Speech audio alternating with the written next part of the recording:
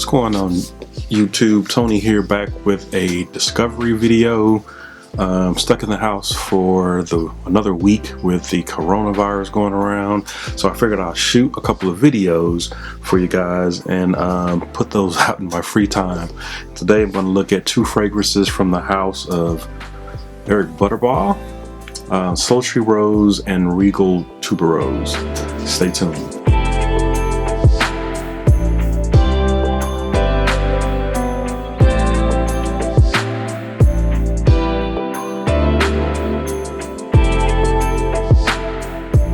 What's going on, guys? Thank you for hanging out with me once again for this discovery video, diving into the house of Eric Buterbaugh. These are my actually second and third purchases from the house. Very intriguing house. Most of these fragrances are unisex. Technically both of these fragrances are for my wife, but wanted to give you my thoughts on them and whether I thought a man could pull these off. So if this is your first time finding me, consider subscribing and liking as I talk about some of the best fragrances on the market for men and women in 10 pulse points or less. With all that out the way, let's get into it. So first up, let's dive into Sultry Rose.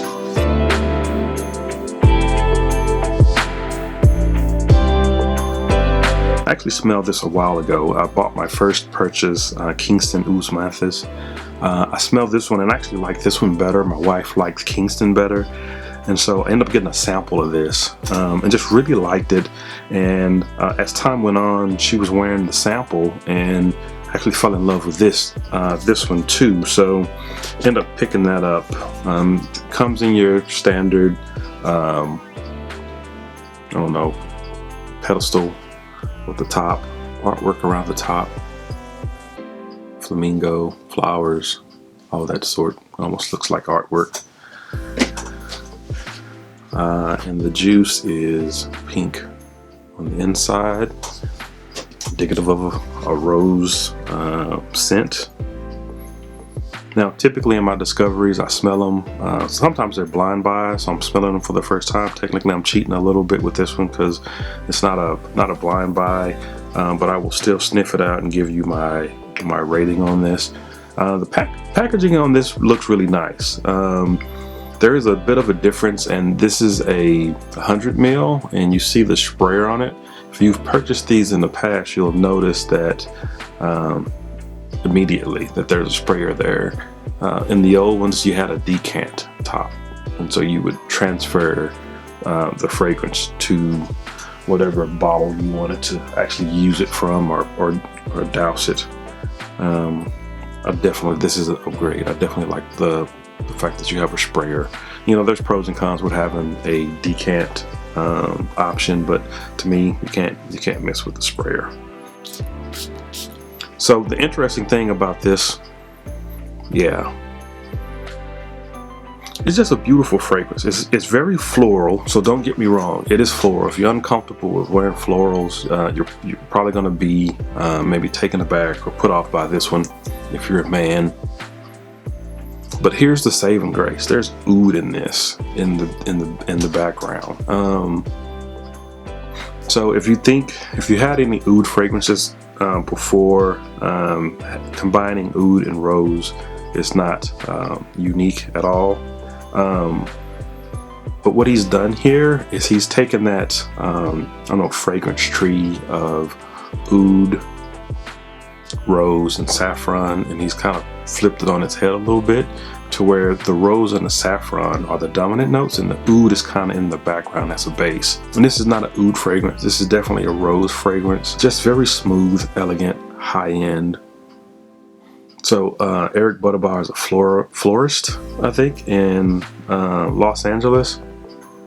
And you can kind of see that in all his fragrances. They're very floral. The florals are definitely out front in his fragrances, and this is no exception. But I think this is smooth enough and blended well enough that a man can actually get away with wearing this. Definitely unisex. You're not going to smell overly masculine or anything like that with this, but I wouldn't be put off by this, especially as you get into the mid and the base of this. Definitely get more manly at that point.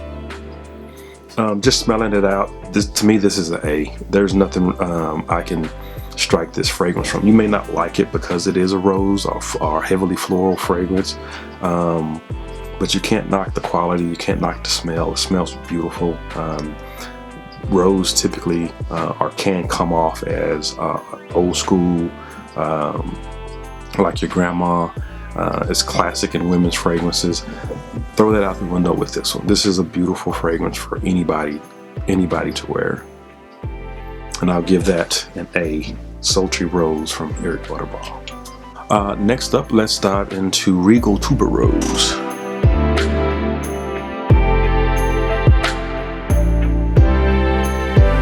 Presentation is exactly the same. Got your pedal stool, name at the bottom.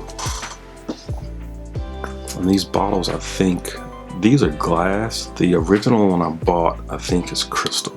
Now, tuberose is a note like rose that could come across a little old lady like. I think it's just used in traditional women's perfumery. Somehow, though, this brand has figured out how to, I don't know, defy that scent memory and make it new and fresh. To me, that comes across beautiful. Not nearly what I remember smelling from the note of tuberose and other female offerings. So to give you a sense of what's in this, there's grapefruit, white pepper, papyrus, patchouli leaves, the tuberose absolute, jasmine, amberwood, oak moss, and musk. This is by far, I would say, the best tuberose I've smelled in a fragrance. I will give that a solid B. Tuberose, again, is not my favorite scent, but what they have done with this is beautiful. And this is one of the scents that my wife sprayed on her wrist and kind of walked around. We smelled a lot of fragrances, and we kept coming back to this one saying, man, that is developing really nice. So really nice off the skin, and I'll give that a solid B. Again, taking a note that I'm not a fan of, and then getting a B out of it, I think that says a lot.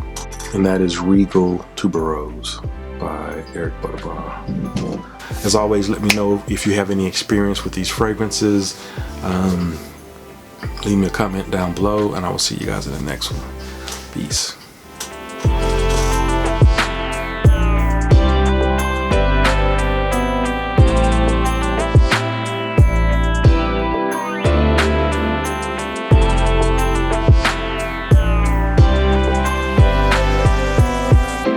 Eric Buterbaugh.